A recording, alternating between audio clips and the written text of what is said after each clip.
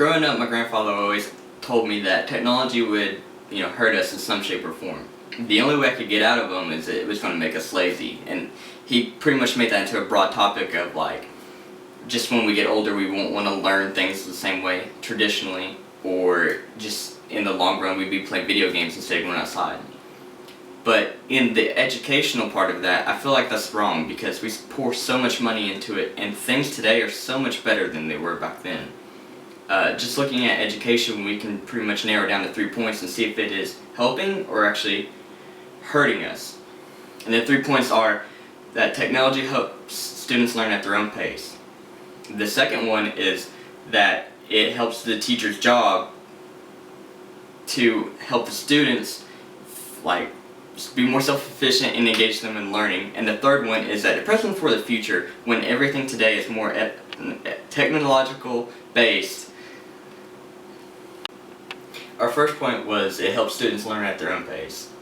This gives students more of a kind of an early college feel because, as you know, as college students, we always have, especially for online classes, we have assignments due online. Even in classes, we have assignments due online, and just they're at their own due dates. And growing up, I never had that. I'd take something home, a worksheet home, and then it had to be due the next day. And that was kind of a struggle because if I ever had trouble on it, it would be graded right away, and I don't know what I did wrong. And this makes it more efficient for students because they can give them a set time frame and they can just turn it in online instead of the teacher having to sit there and collect papers every day. And some days people will be late, but everybody has a computer in their house pretty much now. So it's just easier that they can turn it on online, and if they need extra help or extra time to learn the subject, it makes it more efficient in learning and getting everything graded for the teachers on time. Even now, games are such a big thing, but they're not always just mindless games. When you're in early age, I've seen some kids actually play games on their iPads that their parents have got them, and it's just about multiplication or just doing early reading or something like that, and that goes a long way later on. In a study done by Huffington Harcourt in California showed that students with iPads saw that their math scores increased by 20%. Another study centered on iPad gaming by Motion Math has shown that iPads can help fundamental math skills. Fifth graders who regularly play a game for 20 minutes over 5 days increased their test scores by 15%. And so this just goes on and on more about, as long as you use technology efficiently, then even using games in classes or something become more and more helpful because it just keeps people focused and they learn at their own pace because they have to meet certain goals, or if they need extra time when they go home, they can just keep playing games. That way they learn the multiplication table or they know how to do basic things, and that's just one of the many advancements that technology is giving us today.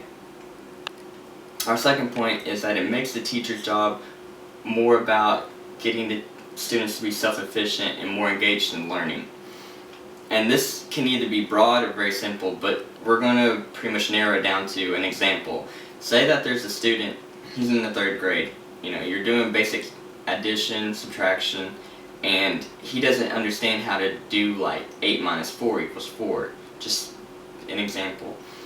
Instead of raising his hand to get help from the teacher, because he's afraid that his other friends may think that, he's dumb or he's lesser, that it makes it easier because he can go home and he can either email his teacher and ask him a question there and the teacher can help, or just anything of the sorts like that. Because if we were to put more things online, it makes it more anonymous. That way it's just a more one-on-one instead of it making a teacher comes over and helps you. That's one-on-one, but the student still may feel lesser just because he's asking a question or uncomfortable. And you take it into context today that most kids by the age of 12 have a cell phone in their pocket, which means that it'd be easier to just ask a teacher a question right there, or just any form of that. And making use of technology has allowed the freedom of students to discover solutions to problems both independently and collaboratively in a force of good by TheGuardian.com.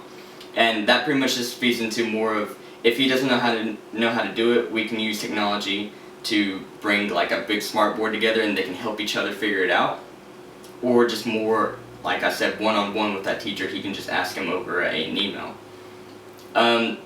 Although you're supposed to enrich students' minds on topics, technology gives an outlet for students to research the problem ahead of them. In a given situation in history class, a group is asked to find fun facts about a president.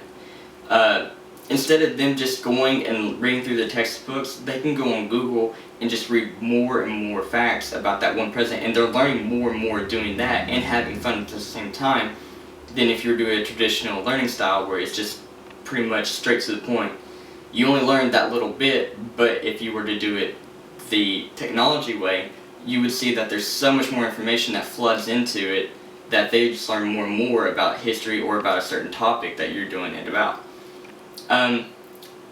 It just makes life so much easier for the students, just because the older we get, the more and more pressure we feel at school to ask questions or try to get more heads up or inside learning.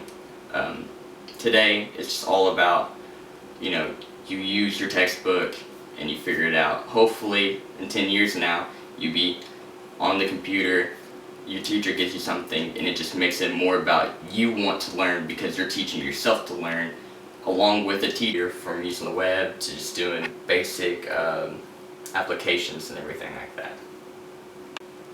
Our last point is that it preps them for their future. This is such a big point too, because everything today is becoming more and more technological based. Even in education, it's more so, I would argue, than anywhere else, because from elementary school to middle school is so much different. We didn't have anything, and then middle school to high school you had a cell phone. High school, we barely used the internet, and now in college we use the internet all the time for sources and everything, and I'm taking online classes now, and that's all new. But it's always good to prep them younger, because you want them to be ready for whenever they get older for anything that becomes new, or it's like the new thing to do, especially in education. We went from projectors to just touch boards now. It's insane. But a quote from McGraw-Hill Education is that educational technology is essential to rising to 21st century expectations of students. Today's generation of students are expected to be digitally literate in order to thrive in today's workforce, where digital technology is often utilized, and that just speaks more that by the time you get older and older, it's more is expected out of you to know how to use certain things that most people don't.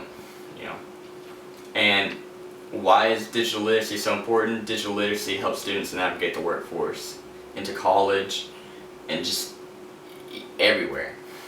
And that is why it's such a big point, is that we're helping them for their future, whether it's now in education, just learn how to play games on computer. It's still helping them navigate through computer, from using the web to just doing basic applications and everything like that. That it really does help them prep for their future, learning basic applications and just using how to computer in general. Certain things can only be done by the same, like traditional wise, but we need to pretty much evolve and try to change the way that we do things, because technology really isn't so bad. And so the debate can rage on and on about whether it's helping us or if it's not. What I've seen so far and what I shared with you is showing us that it does help. Anything helps to help get a leg up on education, because it can be difficult sometimes, so we might as well do what we can to help students learn as efficiently and as fun as possible, because traditionally it's only doing so much, but with technology we can raise the bar a little bit more. Thank you. My name is Logan Ashley, and this has been my presentation.